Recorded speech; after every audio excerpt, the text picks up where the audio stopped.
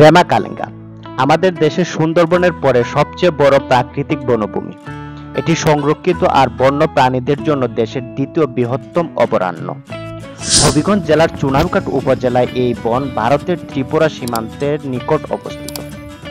মূলত কালেঙ্গা, রেমা আর সনবাড়ি এই তিনটি অভয়ারণ্য নিয়ে এই বনভূমি গঠিত। তবে ভ্রমণ পিপাসুদের নিকট রেমা কালেঙ্গা বন নামে বেশি পরিচিত। যারা বোটানি ও জুলজি নিয়ে পড়াশোনা করছেন তাদের জন্য এই বনভূমি স্পেশাল, কারণ এই বনভূমিতে আছে প্রায় 700 প্রজাতির গাছপালা, লতাপাতা, আর এদের সঙ্গে উঠা বসা আছে প্রায় 200 প্রজাতির পশু পাখি ও জীবজন্তু।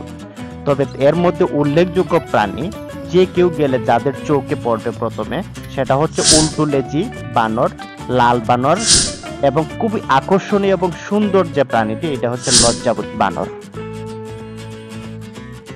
বিট অফিস থেকে একটু নিচের দিকে নামলেই প্রথমে আপনার চোখে পড়বে রেমা কালেঙ্গা সিএমবি কটেজ।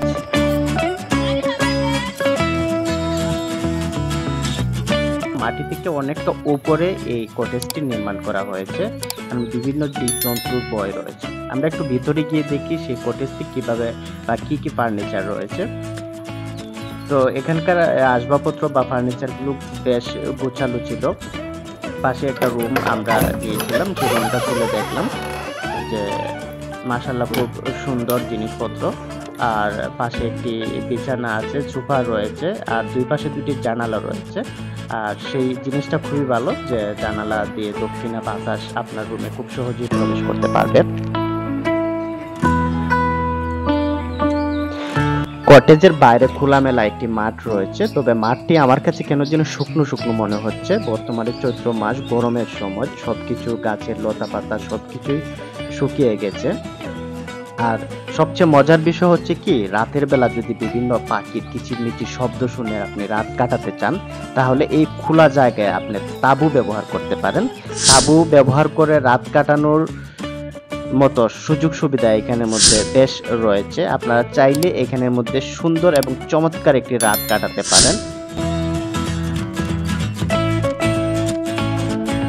এক কাপ চা কিংবা কফি হাতে নিয়ে বিকেল বেলা সূর্য ডুবার দৃশ্য দেখে যদি বন্ধুকে নিয়ে গল্প করার ইচ্ছে থাকে তাহলে সেই বেস্ট সময়টি হতে পারে এখানে, কারণ এখানে বসার রয়েছে সুন্দর একটি জায়গা।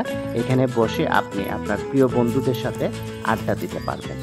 আর এই কটেজের বেশ কিছু দূরে আরো একটি জায়গা রয়েছে যেখানের মধ্যে তারা রান্নার ব্যবস্থা করে। আপনারা যদি এখানের মধ্যে রাত কাটাতে চান এবং রাতের মেনুতে কি খাবেন, পাহাড়ি যে কোনো ধরনের খাবার তাদেরকে বললেই তারা রান্না করে দিচ্ছে, আর সেই খাবারটি আপনারা সেখান থেকে নিতে পারবেন।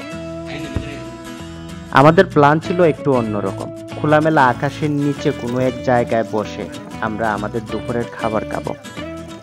তাই আমরা খুঁজে বের করলাম একটি গভীর নলকূপ, যেখানের মধ্যে অটোমেটিকলি দিন রাত 24 ঘন্টা পানি বের হয় এবং পানিটা খুবই ঠান্ডা ছিল। আমরা সবাই হাত মুখ ধুয়ে নিলাম।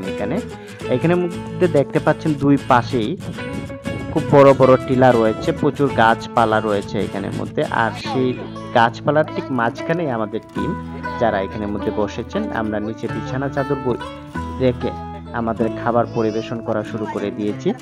আশা করছি আমাদের আজকের এই খাবার মেনুটি কি ছিল আপনারা দেখবেন। সো বন্ধুরা, যারা এখনো আমাদের ইউটিউব চ্যানেলটি সাবস্ক্রাইব করেননি তাদেরকে অনুরোধ জানাবো আমাদের চ্যানেলটি সাবস্ক্রাইব করে পাশে থাকুন। আর যারা নিয়মিত আমাদের চ্যানেলের ভিডিও দেখেন সকলকে অনেক অনেক ধন্যবাদ।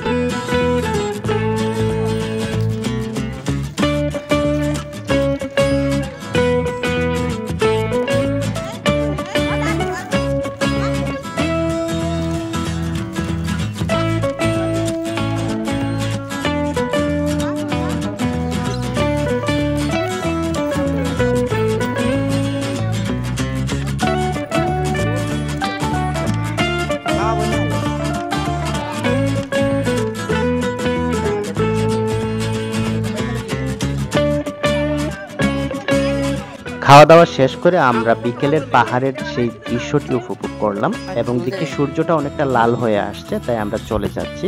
তাই বের হয়ে গেলাম আমরা চলে যাওয়ার জন্য।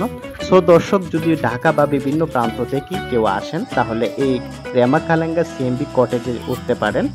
আশা করছি তারা আপনাদেরকে 100% সেবাটি দিবে আর খাবার দাবারের সব ব্যবস্থা তারা করবে। ভিডিওটি শুরু থেকে শেষ পর্যন্ত দেখার জন্য আপনাকে অনেক অনেক ধন্যবাদ জানাচ্ছি। দেখা হবে আবারও। সেই পর্যন্ত ভালো থাকুন, সুস্থ থাকুন। আল্লাহ হাফেজ।